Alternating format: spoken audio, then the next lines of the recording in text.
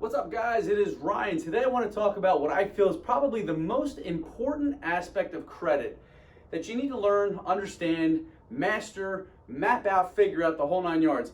This is the most important part with regards to managing your credit score, especially with credit cards. Now, this does apply to all accounts, but definitely credit cards, because credit cards have what's called a utilization factor. That factor can influence your credit score by as much as 100 points, simply by understanding one key metric: the reporting date. Now, what is a reporting date? Let's just take an example. This is my Discover credit card. It was easy to figure this one out because I only have one Discover credit card. You have a statement cycle. Let's say on my Discover card, the statement cycle starts 4/12/21 and it ends 5/11/21. Okay? The 12th it starts, 1 month later on the 11th it ends. My due date is the 6th. This is cool because this is almost an additional month to pay that off.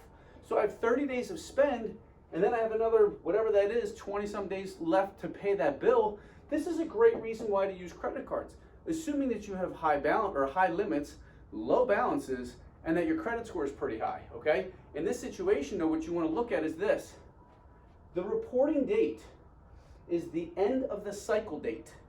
So at the end of the month, of my cycle month, whatever my balance is right here, that's what gets reported back to the credit bureaus. Why is that important?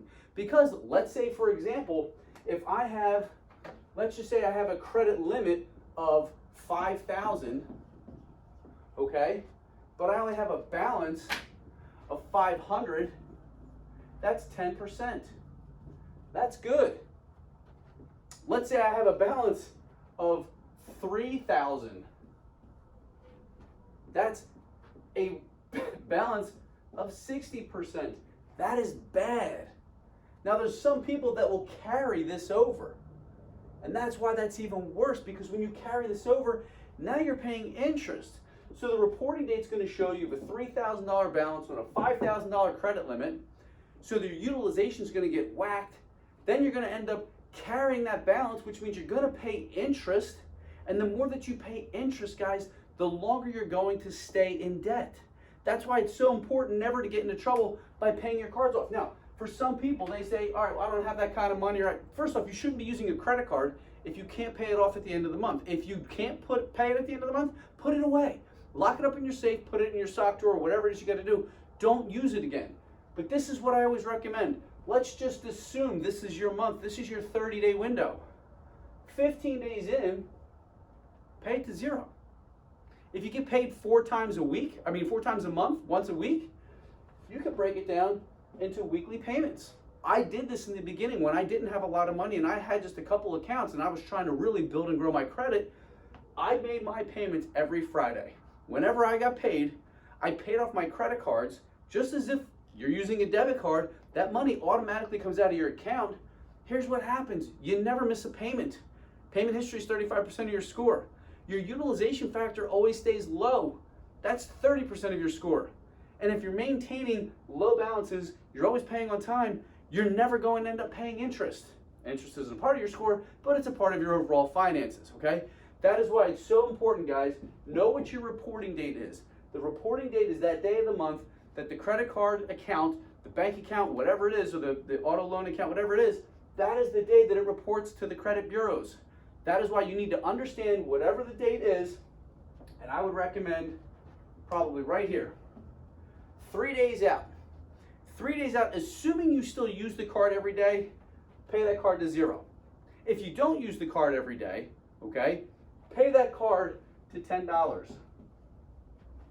Then it's going to report a $10 balance, which will be due on the 6th, and you only have to pay $10. Now, I'd recommend paying it in here and here. Never wait till the end, guys. There's just no reason. People want to hold on to their money as long as possible.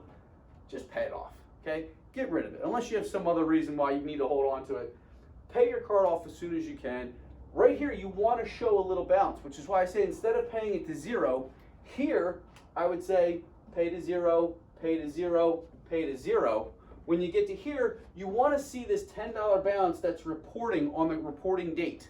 Why? Believe it or not, 1 to 3% utilization factor is better than 0 utilization.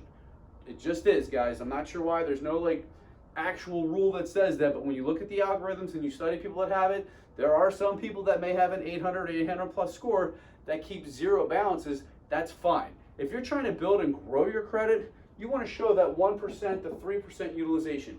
Anything under 9% is good because you're not getting penalized or taxed for it. 9 to 0 is perfect. You're going to get points on your credit score. From 10 to 29% utilization, that's when you get penalized. They're not actually penalizing you, but they're not giving you those bonus points.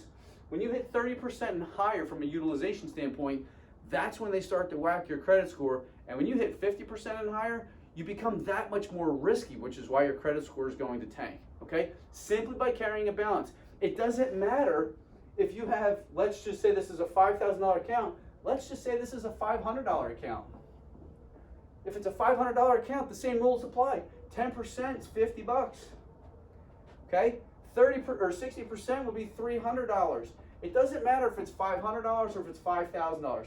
The whole rule here is you need to keep the utilization at below 5%, and that's what's going to help maximize your credit scores, guys. If you have any questions, please put some comments below. This one's a little bit more in depth. There's a lot of moving parts to it and a lot of other things that it affects. But if you understand, this is the cycle starting date, this is the cycle ending date, here's my bill due date, this date right here is what's most important. Understanding that right there, because this is the day you want that balance to be between 1 and 3%. All right? Now, if you also have, let's say you have 10 credit cards, it is okay for you to have, let's just say, we'll say 6 to 7 of 10 cards, they can all be at $0. That's fine. That's a good thing. With the new Ultra FICO and the FICO 10T scores that are coming out, it's really important. You want to have a couple cards that show a balance, but you want to have the majority of your cards showing no balance. Okay? It's really important for you guys to understand. If you do have any questions about this, please let me know. Put some comments down below. Send me a message, whatever it is.